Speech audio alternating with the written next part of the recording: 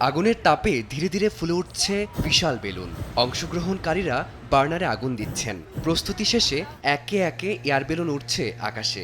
ইংল্যান্ডের ব্রিস্টলে 3 দিনের আন্তর্জাতিক হট এয়ার বেলুন উৎসবে দেখা মিলেছে এই দৃশ্যের। ইভেন্ট ওয়েবসাইটের তথ্য অনুযায়ী এবারের উৎসবে 100-র বেশি হট এয়ার বেলুন উড়ানো হচ্ছে। ব্রিস্টনের অ্যাশটন কোর্ট এস্টেটের পাহাড়ি এলাকা থেকে উঠছে এসব বেলুন। একদল এয়ার বেলুনে চড়ে চারপাশের দৃষ্টিনন্দন দৃশ্য দেখে রোমাঞ্চিত।